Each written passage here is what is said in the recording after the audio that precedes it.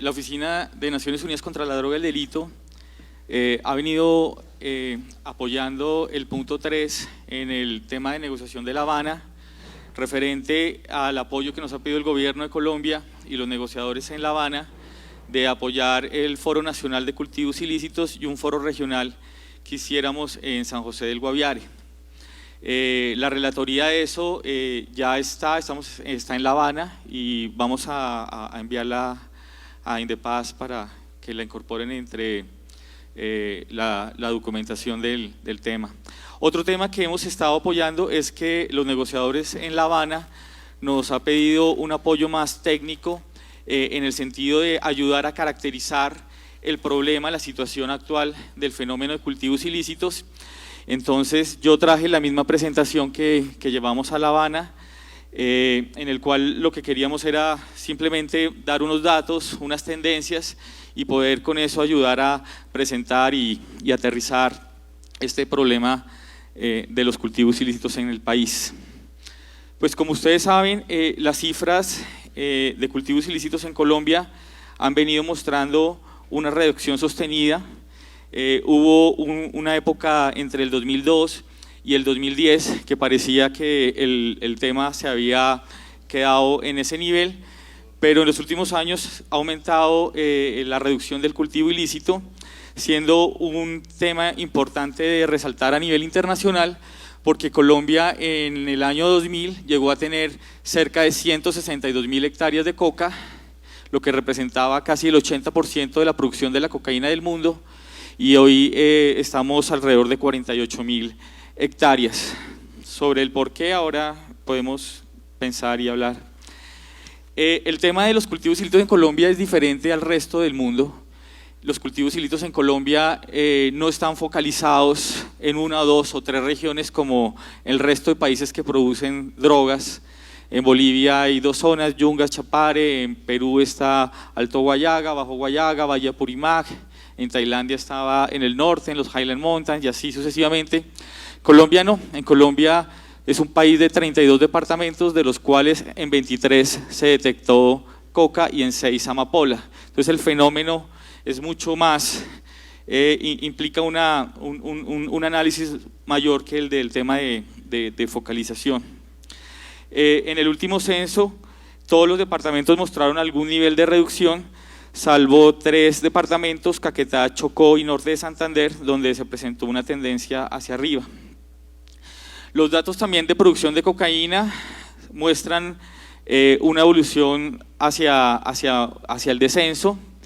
Ha habido una disminución también en el rendimiento nacional de hoja de coca fresca en un 35%, y un fenómeno interesante que se ha venido dando en los últimos años es que los campesinos que habían llegado a producir principalmente y vender base de coca han vuelto otra vez a vender hoja de coca. Eso habría que analizar las causas. Dentro del análisis que nosotros hacemos hay un concepto que utilizamos, es la unidad productiva agropecuaria con coca, es fincas que tienen coca, y sobre esas fincas que tienen coca pues hacemos unas encuestas y tratamos de caracterizar qué tienen en común y qué caracterizan esas unidades productoras con coca. Una cosa que uno encuentra es que el 66% de esas fincas no tienen títulos, y en eso pues se comparte la realidad y la calamidad del campesinado colombiano, en el cual pues César y Pedro bien lo saben, que el gran problema de este país es que tenemos una gran masa campesina que no tiene títulos y no tienen claridad en sus derechos de propiedad. Igualmente, pues un fenómeno que uno observa ahora es que esas fincas que tienen coca, cada vez el peso que tiene la coca dentro de la importancia económica dentro de la finca es menor. Es decir, ya no estamos hablando como en los años 90, 80 de grandes extensiones de tierra dedicadas para la producción de coca, sino hoy en día estamos hablando que un lote de coca en Colombia está por debajo de 1 hectárea. En los años 90 se calculaba que en promedio podía estar entre 3 y 5 hectáreas. Hoy en día el peso dentro de la unidad, dentro de las fincas cocaleras es menor, y esas fincas que tienen coca también tienen pastos, tienen rastrojos, tienen bosques y tienen otro tipo de cultivos agrícolas del campesino. En promedio, las fincas que tienen coca son fincas con 5 personas por hogar, donde el nivel de educación aún es primaria y donde el 50% son productores de la misma zona. ¿Dónde están los cultivos ilícitos hoy en el país? El grueso de esos cultivos ilícitos están en zonas que podemos caracterizar de manejo especial. La mayoría de ellos se encuentran en zonas de reserva forestal, lo que es la ley segunda. Claro que ese indicador de ley segunda es un indicador que ya no responde a la realidad del país. Eso fue una ley de 1960, César, la ley segunda. Es de 1966 la ley segunda, donde respondía a un país que ya no es. Entonces hay, por ejemplo, municipios del Catatumbo que todavía hacen parte en ley segunda, ley forestal, pero que tienen todo un desarrollo ya y un ordenamiento propio urbano, pero el 35% se encuentran aún en zonas de reserva forestal. Lo que eso sí implica es una forma difícil de atender esos territorios, porque la ley no permite un tratamiento igual que en otras zonas. El 11% están en zonas indígenas, el 7% están en parques naturales, el 20% en consejos comunitarios y el 27% están en el resto del país. Este es el mapa que nosotros tenemos con CINCI. CINCI es un sistema de monitoreo que cada año se toma una imagen satelital del país y se hace una interpretación de dónde hay cultivos ilícitos. Uno lo que observa en verde son zonas en las que en los últimos 3 años siempre ha habido coca. Digo, en los últimos 7 años, el verde es en que en los últimos 3 años hubo coca y no ha vuelto a haber coca. El rojo es en el cual en los 3 últimos años siempre ha habido coca. El anaranjado es donde son cultivos nuevos en los últimos 3 años, y el color piel, que no se ve muy bien, son donde intermitentemente hay. Entonces uno se encuentra que hay una dinámica, pero uno sí encuentra que en los últimos años siempre los territorios que hoy tienen coca han tenido coca. Simplificando, ¿dónde está la coca? La coca, este es un diagrama muy simple, pero para mostrar que el cultivo de coca, ¿en dónde se ubica?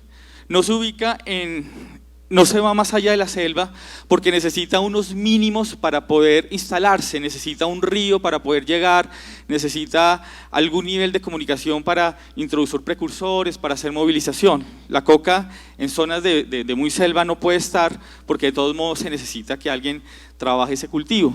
Pero también la coca le huye al desarrollo y le huye a la ruralidad. Uno podría decir que los cultivos ilícitos se ubican en 2 puntos, entre la ruralidad y la accesibilidad, y ese es el sitio de ubicación de cultivos ilícitos. ¿Cómo se han venido? ¿Cuál ha sido la dinámica en el tema de los territorios frente a las políticas? En este tema todavía no queda muy claro si ha habido una política exitosa o cómo ha sido el mecanismo para tener resultados. Uno lo que sí encuentra es que en Colombia el gran problema de los cultivos ilícitos es la resiembra. El 60% de las zonas que se intervinieron con erradicación y fumigación hoy tienen coca. O sea, el problema en Colombia no es, los colombianos son muy buenos arrancando coca, por decirlo así, pero no saben cómo hacer que esa coca no desaparezca, sino que esa coca generalmente vuelve y aparece. El 60% de los cultivos que hoy hay alguna vez fueron erradicados o asperjados. Igualmente, el 27% del territorio donde hay coca pues no ha sido intervenido ni con aspersión ni con erradicación, pero por el otro lado también ha habido un 8% de territorios que han tenido coca donde no hubo ninguna política, pero desapareció el cultivo ilícito, no hubo ni aspersión ni erradicación. Entonces el tema es mucho más difícil de caracterizar si existe una política o hay una causalidad o no en esa eliminación. Algunas cosas para mencionar, incorporarme en otro capítulo. No necesariamente la reducción de cultivos de coca implica un mejoramiento en las condiciones de vida en las regiones. Ahí, por ejemplo, ustedes observan un mapa en zonas donde se ha venido desplazando territorios de cultivo de coca por otras actividades ilícitas como la minería ilegal, en el cual pues, las condiciones sociales y económicas de la zona siguen siendo las mismas. Y un poco lo que nosotros hemos venido diciendo es que la forma de entender el problema de los cultivos ilícitos tiene que pasar de un enfoque de amenaza que está hoy actualmente a un enfoque de vulnerabilidad. Hay tres conceptos que hemos incorporado. Uno que es el de riesgo, que es el riesgo de cultivos ilícitos, son los posibles daños sociales, culturales, económicos, biofísicos e institucionales que resultan del establecimiento de los cultivos ilícitos de coca. ¿Qué es la amenaza? Es el establecimiento del cultivo ilícito de coca en el territorio. ¿Y qué es la vulnerabilidad? Son las condiciones sociales, culturales, económicas, biofísicas o institucionales del territorio que definen su grado de exposición a la amenaza y su capacidad para prevenir, resistir y recuperarse del establecimiento de los cultivos de coca. Muy probablemente hoy territorios que pasaron a minería ilegal, en estos años, ¿cuál va a ser la noticia? Que los commodities en el mundo, principalmente el oro, vienen en caída y que el oro en unos años no va a ser tan rentable como actividad económica y muy probablemente esos territorios que antes fueron de cultivos ilícitos, pasaron a minería ilegal, pueden volver a ser coca, porque el tema de las vulnerabilidades en el territorio nunca han cambiado en estos años. Hoy en día la política principalmente se enfoca en la amenaza, en dónde está el cultivo, en perseguir el cultivo, pero poco trabaja el tema de las vulnerabilidades del territorio. A manera de invitación, nosotros proponíamos que era importante entender cada vez más y caracterizar más las regiones del país. No es lo mismo el problema del cultivo ilícito en Bichada, donde una UAF puede ser de 1.500 hectáreas, a Nariño, donde la unidad agrícola es de 1 hectárea, ni a la Sierra Nevada de Santa Marta, donde evidentemente el tema de las vulnerabilidades tiene que introducirse en el análisis, donde aún como Naciones Unidas creemos que el tema del desarrollo, y como lo mostramos en la gráfica, es muy importante, llámese desarrollo alternativo, llámese desarrollo territorial, llámese desarrollo humano, pero lo que uno sí observa es que no solamente el cultivo ilícito, sino las condiciones de ilegalidad le huyen a veces al desarrollo. Y en temas rurales es mucho más claro que el cultivo ilícito le huye al desarrollo. Que hay que empezar a trabajar con comunidades y territorios para acoger las instituciones del Estado, corregir las fallas del mercado y asumir el ejercicio responsable de la ciudadanía. En temas de desarrollo alternativo creemos que es importante continuar y encadenar las intervenciones. Hay procesos de desarrollo alternativo que se han venido trabajando en hace 5 años o más y han venido generando expectativas a nivel de las comunidades. No se puede romper con esos procesos de desarrollo alternativo. Cualquier proceso de acompañamiento a las comunidades tiene que ser de mediano plazo, no puede ser programas cortos de 1 año, 2 años. El cambio y el desarrollo y incubar un tema de cultura de la legalidad no es de 2 años, es de proyectos de mediano y largo plazo. Un tema recurrente siempre en estas zonas es el tema de la comercialización de sus productos agropecuarios. Las comunidades reclaman acceso a mercados y también el tema de interconexión vial. Y obviamente el tema de medio ambiente siempre será transversal en el tema de cultivos ilícitos. El desarrollo alternativo para Naciones Unidas consideramos que es una forma de llevar el Estado a esos territorios y mejorar las condiciones de vida de las comunidades.